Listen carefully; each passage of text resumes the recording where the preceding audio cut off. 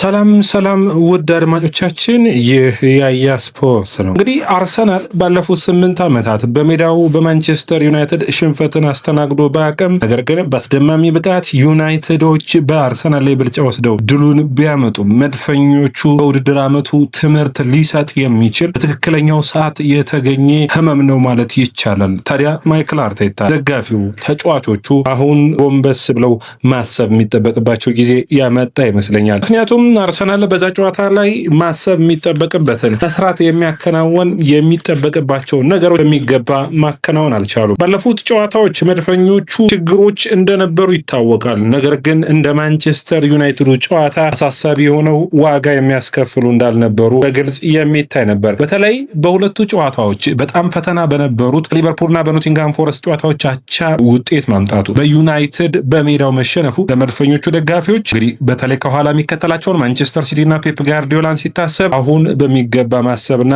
መፍትሄ ያስፈልጋል። ስለ ጨዋታው ስናነሳ 5 ነጥቦችን እናነሳለን። በዝውውር ዜናዎች የመድፈኞቹ ታዳጊዎች አዳዲስ ኮንትራትን በአርሰናል ቤት ፈርመዋል። ኢፊ ኢብራሂሚ አንደኛው ታዳጊ ነው። እንግዲህ በ9 ዓመቱ ጀምሮ ከአርሰናል ጋር የነበረ ነው። በጉዳት መረጃ ካላፊዮሪና ሃቨርትዝ ወደ ስልጠና ተመልሰዋል። ሌላኛው አሳዛኙ ዜና ሞሪኖ፣ ሳሊባና ቲምበር በስልጠና ቦታ ላይ አልታዩም። አድማጮቻችን፣ ይህ ስፖርት ነው። የስፖርትን ላይክ፣ ሼር፣ ኮሜንት፣ ሰብስክራይብ ማድረጋችሁን አትርሱ። የዩናይትዱ ጨዋታ እንግዲህ በአርሰናል ደጋፊዎች መካከል በጣም ልዩነትን የፈጠረ ጨዋታ ነው ብዬ አስባለሁ። አንደኛ በጣም በሚያሳዝን ሁኔታ የአርሰናል ደጋፊዎች በቡድኑ ላይ ተቃውሟቸውን ሲገልጹ ነበር። ያ ልክ አይደለም። እንኳን በ4 ነጥብ አሁንም የእንግሊዝ ፕሪሚየር ሊግ መሪ መሆናቸውን ለዚህ ቡድን ድጋፍ መስጠት የሚያስፈልግ ነው የሚሆነው። ምክንያቱም ማንም ቡድን እንደዚህ አይነት ፈተናዎች ያጋጥሙታል። ስለዚህ ይህ እነዚህን ፈተናዎች እንዴት ይታለፋል የሚለው ነው ትልቁ ጥያቄ። ስለዚህ ቀድሞ እጅ አለመስጠትን ማታሰብ የሚጠበቅበት ጉዳይ ይመስለኛል። ስለዚህ እዚህ ላይ በሚገባ መስራት የሚያስፈልግ ነው የሚሆነው። እንግዲህ አርሰናል በጨዋታው ላይ መነሳት የሚጠበቅባቸው ነጥብ አንዱ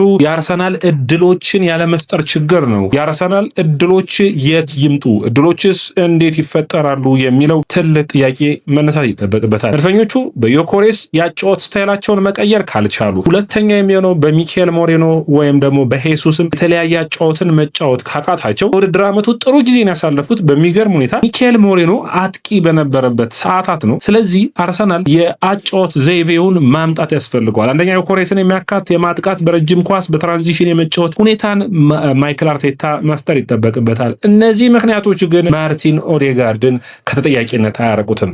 ኦዴጋርድ ባለፉት ጨዋታዎች በጣም ደካማ ከነበሩ የአርሰናል ተጫዋቾች ውስጥ አንዱና በጉልህ መጠቀስ የሚጠበቅበት ነው። ማይክል አርቴታ በእኔ እምነት የሚቀጥሉት ጨዋታዎች ውስጥ አርሰናል በዲክላን ራይስ፣ በኦዴጋርድ እና በኤብሪቼዜ በአማካይ መስመር ላይ መሰለፍ ግድ የሚልበት ጊዜ የመጣ ይመስለኛል። ምክንያቱም አንዳንድ ጨዋታዎች ላይ ፍሬን ለቆ መጫወት አስፈላጊ ነው። ምክንያቱም ኤዜ በተለይ ከተከላካዮቹ ጀርባ ሲጫወት አይተነዋል። ያን የሚያስፈልግ ይመስለኛል። በተለይ ጨዋታው ላይ በዩናይትድ ጨዋታ ለምሳሌ ከካዝሜሮ እና ከኩቢሜኖ ጀርባ በተከላካይ መስመሩ ላይ ከነበረው ከሃሪ ማጓየር እና ከማርቲኔዝ ፊት ለፊት በነዛ መስመሮች መካከል ሲሮጥ የነበረ ቦታዎቹን ስፔሶችን ሲይዝ እድሎችን መፍጠር የሚያስችል ቦታዎች ላይ መገኘቱ ውጤታማ እንዳደረገውና የዜና አርሰናል ያስፈረመበትም ይህ ምክንያት ነው። ስለዚህ ኦዴጋርድ ብቃቱን ማሻሻል አስፈልገዋል። በፕሬሲንግ ብዙ ቦታ በመሮጥ ሪስ የሌላቸውን ኳሶች በመነካካት ብቻ ውጤት የሚመጣ አይደለም። ሁለተኛው የዙቢሜንዲ ስህተት ነው። ዋጋ አስከፍሏል። ነገር ግን ይህ ተጫዋች አሁንም ራሱን ማየት ያለበት ይመስለኛል። እንደዚህ አይነት ዋጋ የሚያስከፍሉ ስህተቶችን እየሰራ መቀጠል የሚችል አይደለም። በተለይ የጨዋታውን ሪትም የለወጠች ኳስ እንደነበረች የምታስታውሱት ነው። ታዲያ አርሰናል እዚህ ቦታ ላይ አንዱ እንደዚህ አይነት ስህተት ሊሰራ የቻለው ዙቢሜንዲ ላይ ከባድ የሆነ ጫና አሳድረውበታል። በሳምንት 2 ጨዋታዎችና 3 ጨዋታዎችን በተከታታይ የተሰለፈ ይገኛል። ለምን ማይክል አርቴታ ለኖርጋርድ እድል አይሰጥም የሚል ነው ትልቁ ጥያቄ። ኦቨር ቤንች አርጎት ነው። በኔ እይታ ሚካኤል ሞሬኖን አማካይ መስመር ላይ ከማሰለፍ እንደ ኖርጋርድ አይነት ፒውር ዲፌንሲቭ ወይም ደግሞ የመከላከል ኳሶችን ኢንተርሴፕት የማድረግ አቅም ስላለው ከዛ ውጭ ሪስክ ኳሶችን ከመጫወት ደግሞ ረጃጅም ኳሶችን መጫወት የሚመርጥ ነው። ለምን ወደ ስብስቡና የዚህን ተጫዋች ሚኒመም ብቃቱን መጠቀም አይቻልም? ትልቁ የአርሰናል ሁኔታ ይህንን አይነት ማጥናት የሚያስፈልግ ነው። ለምሳሌ የርገን ክሎፕ ከዚህ በፊት ዋተር ኤንዶን አያደንቁትም። ከውድድር ዓመቱ አጋማሽ በኋላ ግን በሚገባ ተጠቅመውበት ቡድኑ ውጤታማ የሆነበትን የሚታወስ ነው። የአርሰናል የማጥቃት ቅርጽ ግን በጣም አሳሳቢ እንደሆነ ደግሞ አንድ ቁጥራዊ መረጃን አይቻለሁ። ቡካዮ ሳካ ባለፉት 13 ጨዋታዎች ጎል አላስቆጠረም። ቪክቶር ዮኬሬስ ባለፉት በ11 ጨዋታዎች አንድ ፔናልቲ ጎል ብቻ ነው ያስቆጠረው። ገብርኤል ማርቲኔሊ ባለፉት 13 የእንግሊዝ ፕሪሚየር ሊግ ጨዋታዎች ላይ ጎል አላስቆጠረም። ማድዌኬ በ25 የእንግሊዝ ፕሪሚየር ሊግ ጨዋታዎች ጎል አላስቆጠረም። ሊያንድሮ ትሮሳርድ በ13 ጨዋታዎች ማስቆጠር የቻለው አንድ ጎል ብቻ ነው። ስለዚህ የአርሰናል የማጥቃት ክፍል ራሳቸውን ሊያዩና ውጤታማ መሆንና በጨዋታ ቅርጻቸውንም የተሻለ ጥምረትና ውጤት የሚያስፈልግበት ጊዜ የመጣ ይመስለኛል። ባለፉት 3 ጨዋታዎች አርሰናል ከነፃ የጨዋታ ድል ጎል አላስቆጠረም። ማስቆጠር የቻለው ከቆመ ኳስ ብቻ ነው። እዚህ ጋር መታሰብ ይጠበቅበታል። እዚህ ሁኔታዎች ላይ ውጤቶች ለውጦች ማምጣት እንደ ቡድን የሚጠበቅ ይመስለኛል። ከዛ ውጭ በጨዋታ ውስጥ ኢንተንሲቲ የመቀነስ ሂደት ታይቷል። በኔ እይታ ማይክል አርቴታ መወቀስ ያለበት ይመስለኛል። ምክንያቱም ማይክል አርቴታ ተጫዋቾችን ይህንን የመሰለ ስኳድ አግኝቶ እንኳን ማፈራረቅ አለመፈለጉ ነው እንግዲህ ዋጋ እያስከፈለ ያለ የሚመስለኝ። ምክንያቱም በሳምንቱ አጋማሽ የኢንተር ሚላን በሳምንቱ አጋማሽ የቼልሲን ጨዋታዎች ምርጫዎቹ ባያደርግ ኑሮ በእነዚህ የፕሪሚየር ሊግ ጨዋታዎች ቡድኑ ውጤታማ ይሆን ነበር ብዬ አስባለሁ። በተለይ ለዚህ ጨዋታ አትሊስት ያቻ ውጤትን ይዞ ለመውጣት ለምን ጥረት አላደረገም አርሰናል የሚለው ነው። እንግዲህ ያቻ ውጤቱን ለማስጠበቅ መሞከር ይጠበቅበት ነበር። ኢንተንሲቲን ማሳደግ አንዱ ትክክለኛ ሁኔታ ነው። ቡድኖች ሽንፈቶችን ያስተናግዳሉ። ታዲያ ሽንፈቶቹ የመጡት እንግዲህ አርሰናል ዩናይትድ የተሸነፈው ከ8 ዓመት በኋላ ነው። በሜዳው ከ121 ጨዋታዎች በኋላ አርሰናል 3 ጎሎች ተቆጥረውበታል። እነዚህ ትንሽ እንግዲህ ጥሩ ዜናዎች ባይሆኑም ነገር ግን የአርሰናል ያለፉትን ዓመት ጥንካሬዎች ደግሞ በሚገባ የሚያሳዩ ናቸው።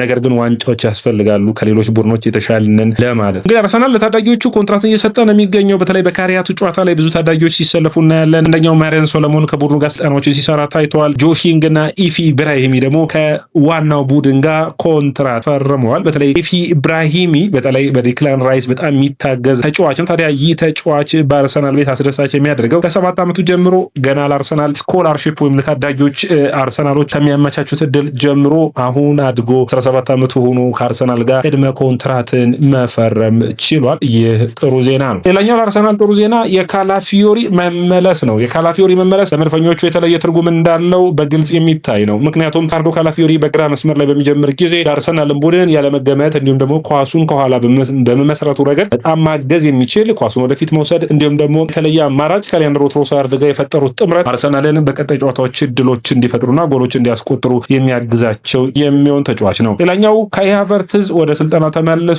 እንግዲህ ሁለቱ ተጫዋቾች በተለይ በዚህኛው ሳምንት አጋማሽ ሊሰለፉ የሚችሉበት እድል የሚጠበቅ ነው። ነገር ግን አርሰናል ባልጠበቀ ሁኔታ ሚካኤል ሞሬኖ እና ሳሊባ ቲምበር ስልጠና ላይ አልታዩም በሚያሳዝን ሁኔታ። ነገር ግን ሚካኤል ሞሬኖ በጨዋታው ላይ አይኖርም። ሳሊባ ወደ ስልጠና በቅርቡ የመመለስ የጉዳት ያን ያክል አሳሳቢ ችግሮች ግን እንዳልሆኑ መረጃዎች ያሳያሉ። አዳዲስ መረጃዎች ሲኖሩ በቅርቡ ማድረሳቸው ይሆናል። በቀጥታ ወደ ዝውውር ዜና ልሂድ። እንግዲህ መድፈኞቹ ያሉባቸውን ጉድለት ታይቶ በተለይ የተለያዩ ተጫዋቾችን ለማስፈረም እስከ መጨረሻው ዝውውሩ ሰዓት የሚሞክሩ ይመስለኛል። አንደኛው እንግዲህ የታዳጊዎች ዝውውር ነው። ራፋኤል ቤሊኒሆ ይባላል። ራፋኤል ቤሊኒሆ ኤድዋርዶ ዳ ሲልቫ ይህ ክሮሺያዊ የአርሰናል የአጥቂ መስመር የቀድሞ የአርሰናል የአጥቂ መስመር ተጫዋች የነበረው ከ18 ዓመቱን የእሱን ልጅ አርሰናሎች ለማስፈረም ይፈልጋሉ። የክሮሺያዊና የብራዚል እንግዲህ ዜግነት እንዳለው የሚታወቅ ነው። እንግዲህ አርሰናል አሁንም ቢሆን የተለያዩ ተጫዋቾችን ለማስፈረም ፍላጎት አለው። የጁሊያን አልቫሬዝ እንዲሁም ደግሞ በጣም የሚጠበቁት የሮድሪጎ ዝውውሮች በአሁኑ የዝውውር መስኮት ይልቅ በክረምቱ ነው የማሳካት እድል ያላቸው። የአንዲዮም እንዲህ በተለይ የግራ መስመሩ ማጠናቀር አርሰናል ትልቁ እይታ ነው። አዳያሚንም ይፈልጋሉ። አዳማ ሉክማን፣ ብራሂም